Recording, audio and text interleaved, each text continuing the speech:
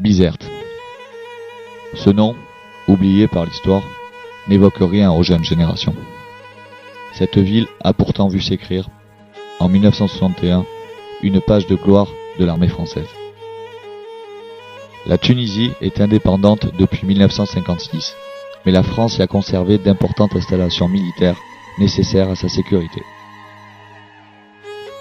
Véritable verrou de la Méditerranée occidentale, Bizerte joue en effet un rôle de sonnette capable de détecter toute attaque venant de l'Est. Défendu par un étroit goulet, un immense lac intérieur abrite une base navale et un arsenal pouvant accueillir les plus gros bâtiments de la marine française. Une base aérienne, point de départ des raids en Algérie, ainsi qu'une base d'opération complètent le dispositif et font de Bizerte un point clé de la défense française en Afrique du Nord. La guerre fait rage en Algérie depuis 1954. Le gouvernement tunisien, qui soutient tacitement la rébellion, réclame l'évacuation de Bizerte. En juin 1961, les travaux d'allongement de la piste d'atterrissage servent de prétexte au président Bourguiba pour se lancer dans un véritable bras de fer contre la France. Un mur, puis des tranchées et des postes de combat sont construits pour encercler la base. Dans le même temps, des milliers de volontaires affluent sur Bizerte et l'armée tunisienne se déploie autour des emprises françaises. À partir du 17 juillet, les postes de combat sont occupés, les installations françaises isolées, et un ultimatum pour l'évacuation de la base est lancé au 19 juillet. La menace est imminente et le conflit inévitable. Depuis le 14 juillet, une force d'intervention armée par les 2e et 3e RPIMA, le 3e REI et le 8e RH est constituée en Algérie. Le 19 juillet à midi, le 2e RPIMA est mis en alerte avec un préavis d'1 heure. Il embarque pour Bizerte à 15 heures. L'opération Charrue courte est déclenchée. La mise en place est prévue par saut ou par posée d'assaut en 2 vagues. 14 Nord-Atlas décollent de Blida et 10 autres appareils suivent à 30 minutes en partant d'Oran. Une demi-heure après le décollage, le saut est décidé au vu de la situation tactique et les paras s'équipent en vol. Cette opération, baptisée Bulldog, se déroulera sous la couverture des corsaires de l'aéronavale.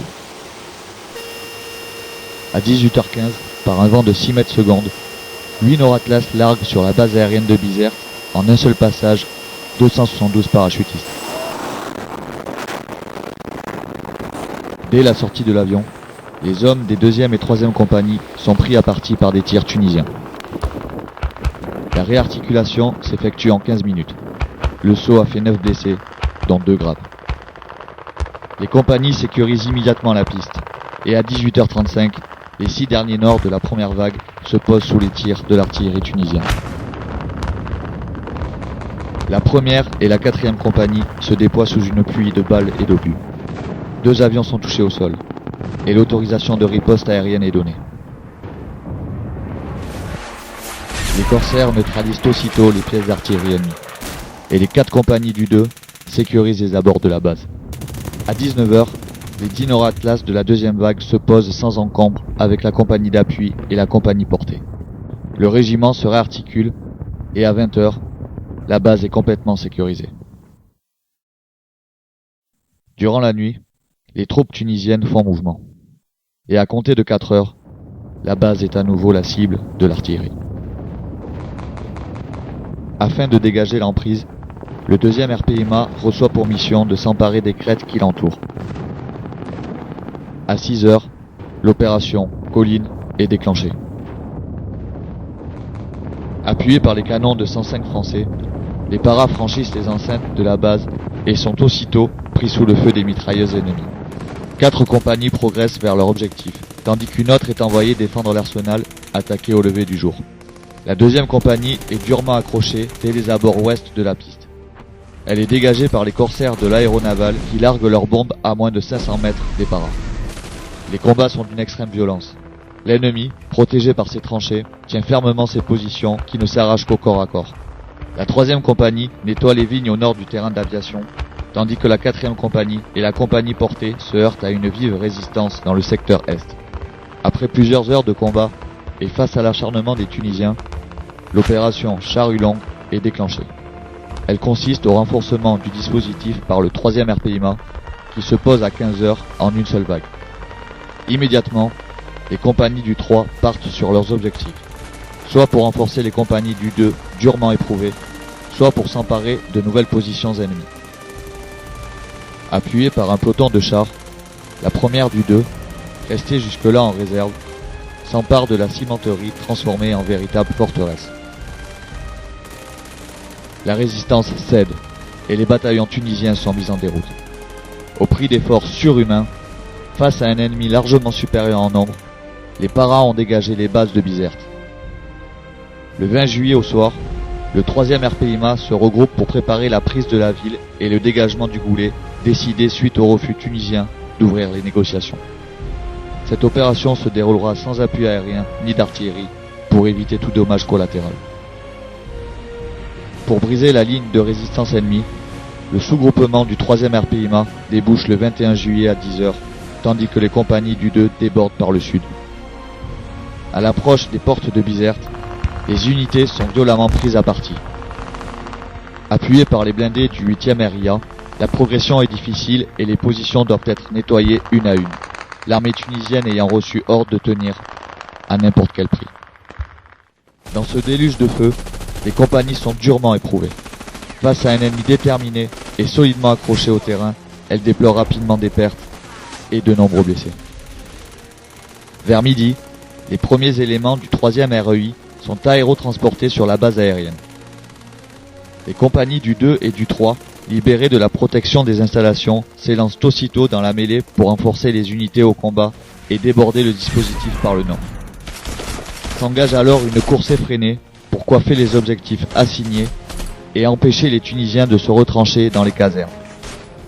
Les portes de la ville sont franchies en début d'après-midi et un combat acharné se dispute dans Bizerte pour exploiter l'avantage jusqu'au port. Les groupes progressent rue par rue, maison par maison, au prix de lourdes pertes. De l'autre côté du Goulet, les combats sont d'une égale violence.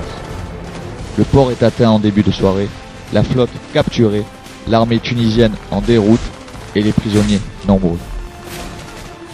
À la nuit tombante, la progression est arrêtée. Les compagnies, à bout de souffle, valorisent leur position. L'ennemi qui s'est retranché dans la Médina refuse toujours de négocier. À l'aube du 22 juillet, les affrontements reprennent dans Bizerte. Les poches de résistance tombent une à une, non sans perte, et le dernier bastion, Fort d'Espagne, est pris en fin de matinée.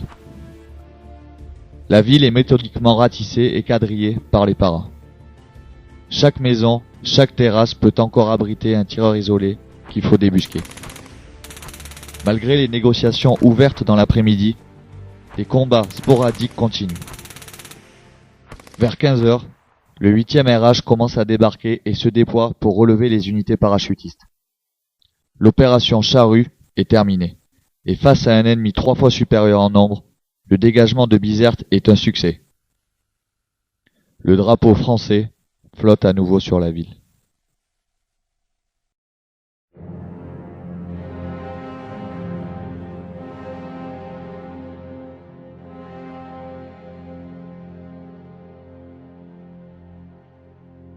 Dans Bizerte, dévasté, le dispositif français s'organise.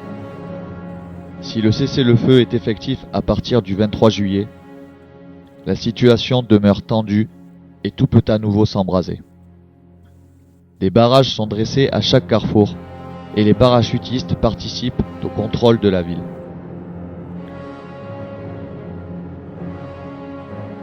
Côté tunisien, le bilan est sans appel.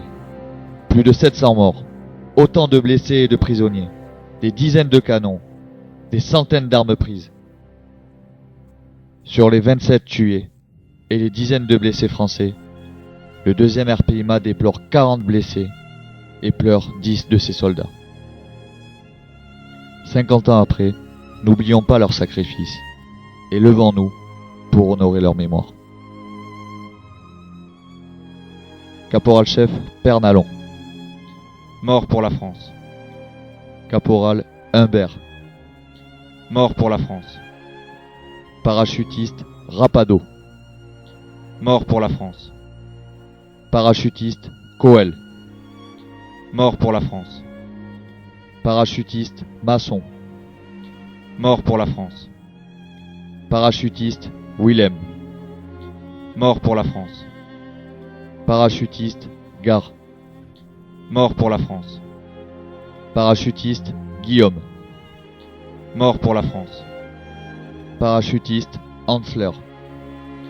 Mort pour la France. Parachutiste Brousson. Mort pour la France.